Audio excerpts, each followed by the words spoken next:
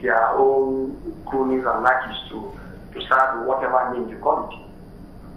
And the other aspect is the issue of the political parties and electoral matters. And then the time frame for submitting ministerial commissioners. So overall, I think what we are trying to do is to make sure that by this alteration, we will be deepening democracy, we will be promoting and strengthening good governance. So I think this is the overall summary I can give with respect to. Let me pick it from the point where you talked about making amendments to some of the areas to do with electoral laws. Hello? Can you hear me? Can you hear me now? Are you there? Hello? Senator Sabi, can you hear me? Yeah. Okay, fantastic. Yeah, I can hear you now. Great.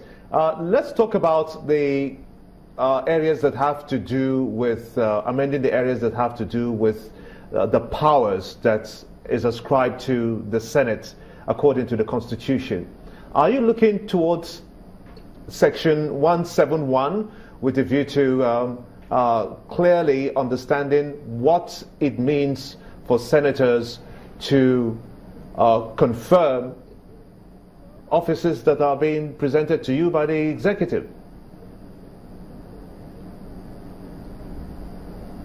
Hello? I'm talking about the powers of confirmation. Are you looking at that area as well, especially Section 171 of the Constitution? Well, you see, for me, this section is clear. The Senate is not in doubt of what that section means. And it's not part of what we have brought forward, because the amendments we are having now are brought in as bills. And overall, we have over 30, I think about 20-something bills, because they are taken individually. We are learning from the experience of the last exercise, where we brought it as one bill, and because one thing was not okay, the entire thing was lost. This time around, we are picking individual areas so that they can be treated on their own merit.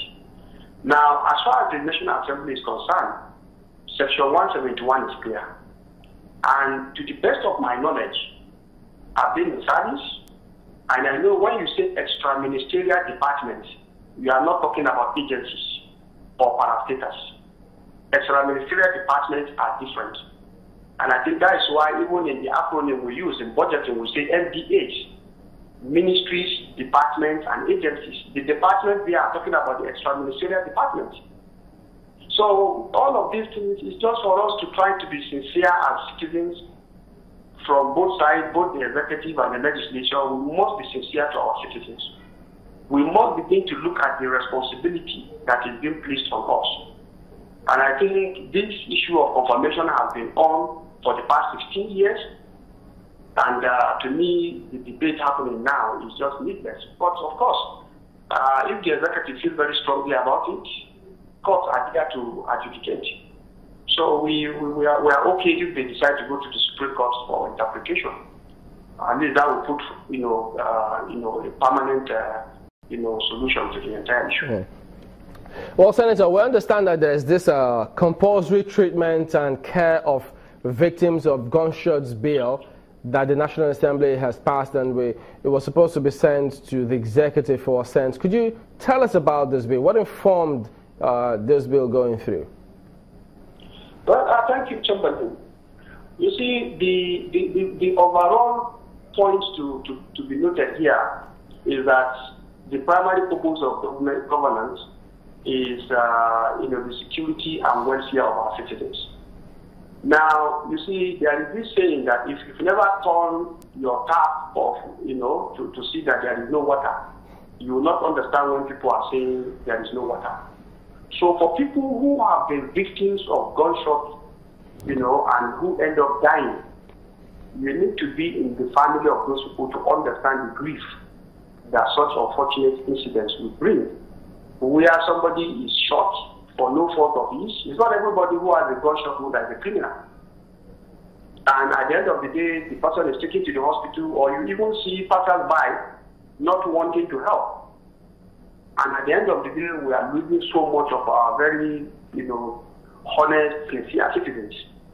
So the essence of this bill is to address that unfortunate situation. And by the provision of this bill, all hospitals, it is now compulsory to treat first all victims of gunshots, so that when they come to the hospital, when they are presented, the onus is on the hospital, whether public or private, to make sure that those people are treated. And after they are treated and stabilized, their lives are safe, then they can now make reports to the police. And the police are also mandated by the provision of this bill to make sure that they provide every assistance to safeguard the life of these people. They are also prevented from torturing anybody, because in the first instance, our constitution is very clear. Everybody is innocent until proven guilty. So when the courts have not proved somebody guilty, there is no point in the law enforcement agencies simply because they've seen a victim of somebody with gunshot to assume that the person is an armed robber, and so begin to do other things to try to extract information. So it is this inhuman treatment and inhuman actions that this bill also seeks to stop. And so all of us, we are now trying to safeguard that the life of our citizens is very important. And in law, they said it's better, you free guilty people, 100 guilty people, than to, convict one innocent man. So I think the same principle applies here. Be able to see innocent ones. Yeah. Action. What is the current situation with the bill now? Has it been sent to the acting president for assent? Yeah, when bills are passed, particularly that this was a concurrence, it came from the House of Reps, passed it.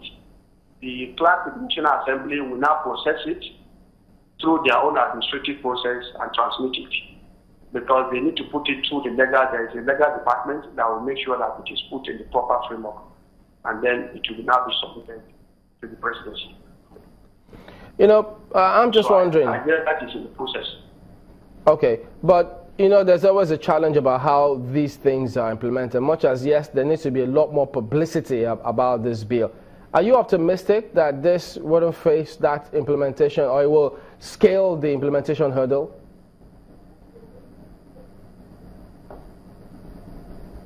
All of us to ensure that this bill is passed. And I think even the media, the great job you are doing, I'm sure the challenge will not be for you also to continue to track how this bill is implemented, because in most instances you report the incidences where people are shot, where stray bullets have killed someone, shot somebody. I think it's good to see what happens as we have now passed this bill, and to see if all who are concerned will begin to act, but this bill helps in saving. All right, Senator, we appreciate your talking to us this morning. Senator Ali Sabi-Abdullahi, Chairman, Senate Committee on Media and Publicity. We will be back in a minute and turn attention to another matter entirely, albeit equally important. Don't go away.